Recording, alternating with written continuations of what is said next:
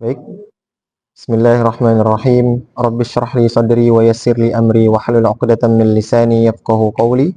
Assalamualaikum warahmatullahi wabarakatuh. Alhamdulillahilladzi hadana li hadza wa ma kunna linahtadiya laula an hadana Allah.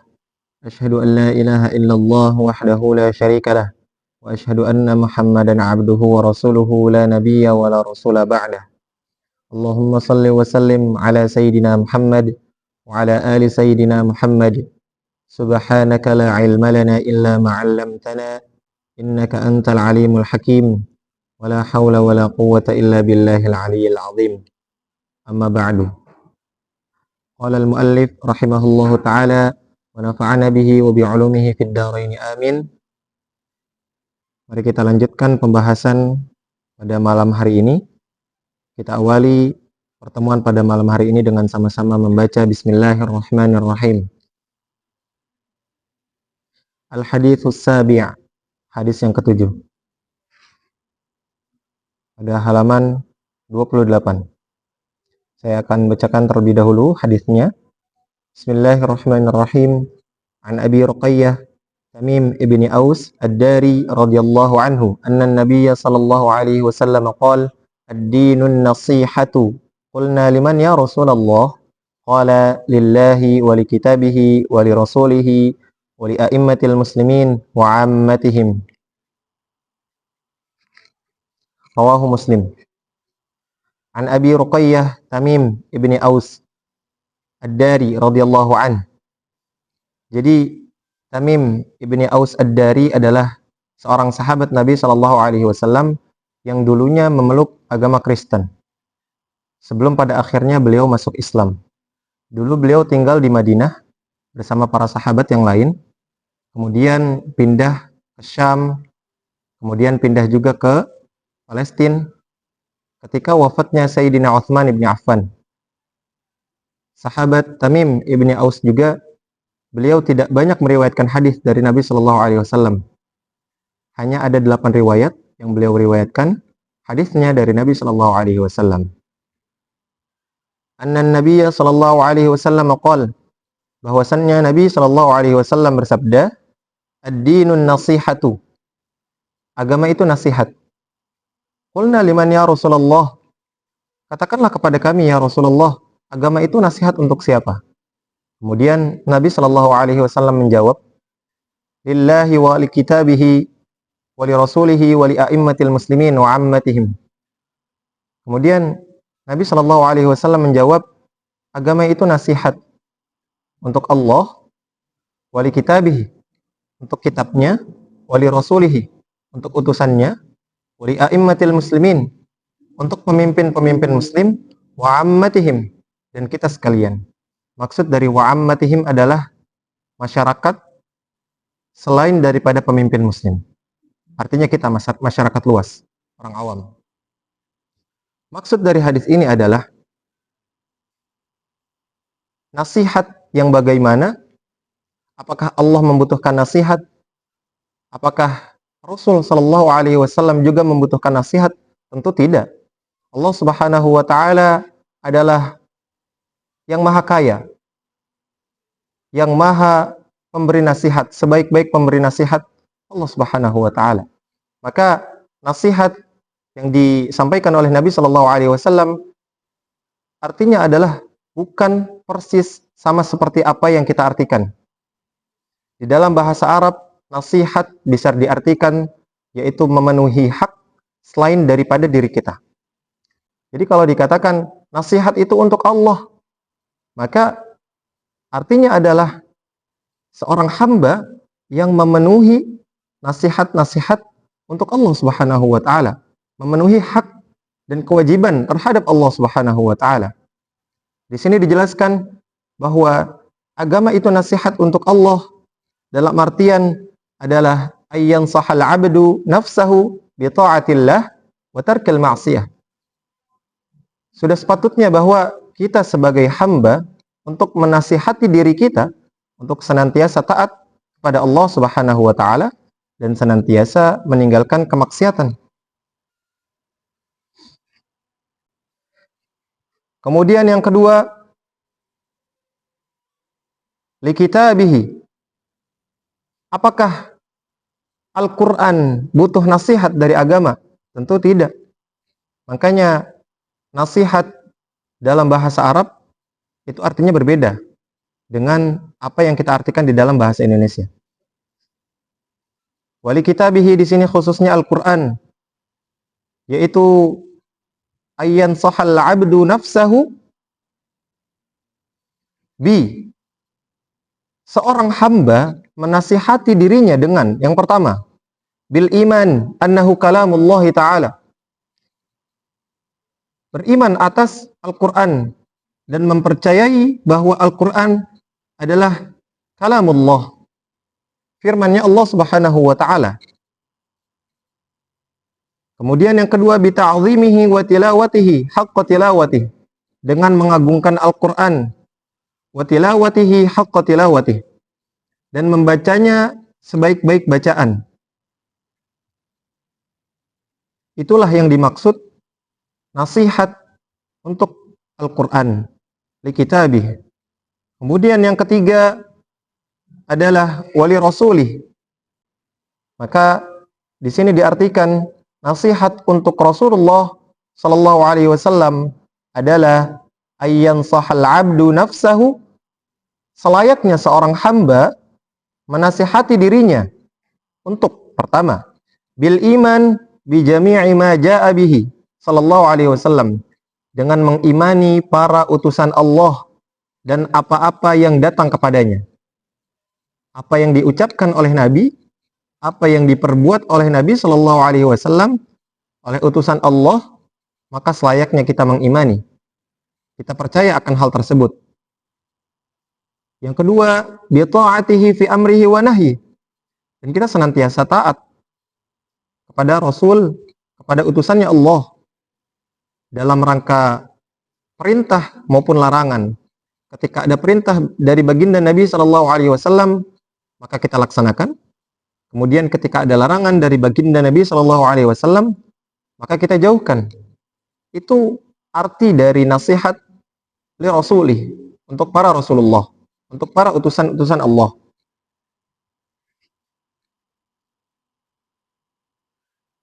Kemudian yang selanjutnya, bi ihya'i sunnatih, dan menghidupkan sunnah-sunnahnya.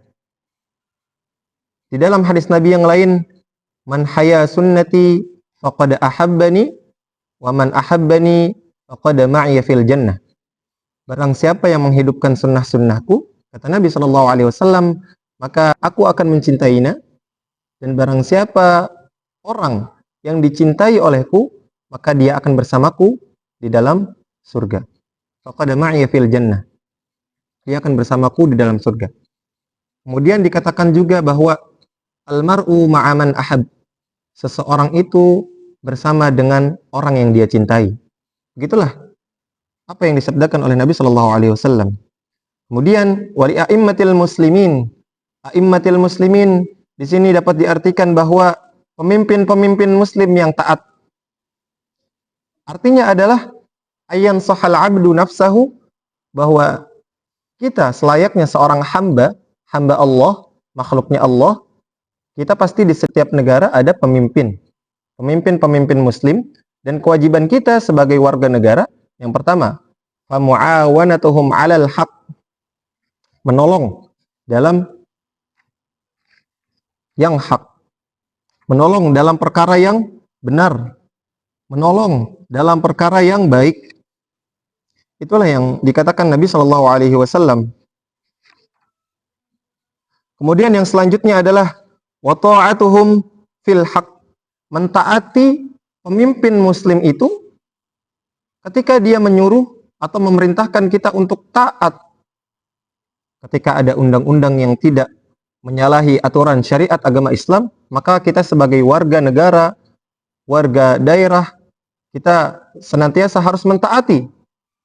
Karena pemimpin muslim itu tidak menyuruh kita untuk syirik kepada Allah, untuk berbuat maksiat kepada Allah, maka taati. Meskipun pemimpin muslim itu tidak baik. Catatannya, meskipun pemimpin muslim itu tidak baik hubungannya terhadap Allah, tapi ketika dia memerintahkan kita untuk senantiasa taat, maka kewajiban kita sebagai warga, sebagai masyarakat, harus mentaatinya. Yang ketiga, watanbihuhum watadhkiruhum birifkin walutfin. Kemudian ketika kita menemukan hal-hal yang mengganjal, seperti adanya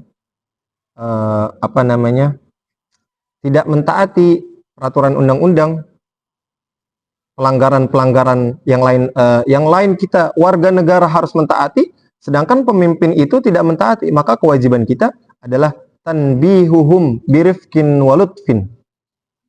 Selayaknya kita sebagai masyarakat itu harus mengingatkan, harus menegur, birifkin walutfin, dalam arti dengan lembut, dengan cara tidak di depan khalayak umum, tidak di depan banyak orang. Karena saya pernah mendengar suatu ungkapan yang mengatakan bahwa seseorang yang menasihatimu di depan umum itu bukan menasihatimu, pada hakikatnya kamu sedang direndahkan. Maka Rasul Shallallahu Alaihi Wasallam mengajarkan kita untuk khususnya menegur pemimpin Muslim. Umumnya kita menegur kawan kita, menegur teman-teman kita dengan bahasa yang lemah lembut, dengan baik, dan kalau bisa berdua saja, nggak usah di depan umum, tidak usah banyak dan rame-rame dan lain sebagainya. Kemudian yang selanjutnya, wassalatu khalfahum. Kalau bisa, sholat di belakangnya. Itulah yang diajarkan Nabi Shallallahu Alaihi Wasallam. Makanya kita sebagai umat Muslim memprioritaskan pemimpin-pemimpin yang betul-betul taat kepada Allah Subhanahu wa taala. Harapannya adalah agar perihal kenegaraannya kita dipimpin, perihal keagamaannya kita juga dipimpin. Tidak hanya perihal kenegaraannya saja kita dipimpin, kemudian kita diwajibkan, tetapi perihal keagamaannya, spiritualnya kita juga dipimpin. Dipimpin, beliau menjadi imam sholat, kita menjadi makmumnya. Beliau menjadi penasehatnya, kita menjadi pendengarnya. Seperti itu. Makanya ketika ada pemilihan seorang pemimpin, carilah pemimpin yang betul-betul taat kepada Allah Subhanahu wa ta'ala. Apabila tidak ada salah satu di antara calon-calon para pemimpin itu, maka pilihlah yang paling sedikit mudaratnya dan yang paling banyak maslahatnya untuk umat. Kemudian yang terakhir, wa'ammatihim. Adapun nasihat yang dimaksud li'ammatil muslimin adalah wahum man ada wulatil amr, selain daripada seseorang yang berada di kepemerintahan. Artinya warga lokal, masyarakat luas seperti kita ini. Kita sesama muslim, sesama teman, sesama kawan ngobrol. Di sini dianjurkan fa irsyaduhum lil khair, memberikan petunjuk yang baik. Kalau ada teman kita yang melenceng, belok ke kanan atau belok ke kiri, kita harus betulkan. Fa irsyaduhum lil khair wa i'anatuhum ala fi'lil khair, dan menolong dia, menolong kawan kita, menolong masyarakat lain, menolong tetangga kita untuk senantiasa taat kepada Allah dan berperilaku baik. Kemudian yang selanjutnya adalah wasatru auratihim, membatasi auratnya atau menutup auratnya. Allah Subhanahu wa taala menutup aurat kita. Sebagaimana Nabi Shallallahu alaihi wasallam bersabda, barang siapa yang menutup aib saudaranya, maka Allah Subhanahu wa taala akan menutup aibnya. Jangan malah kita yang membuka sendiri. Kita berdiri dengan tegak di dunia ini karena Allah betul-betul sama sekali menjaga aib kita, tidak dibuka sama sekali. Maka sampai sekarang kita masih berdiri tegak.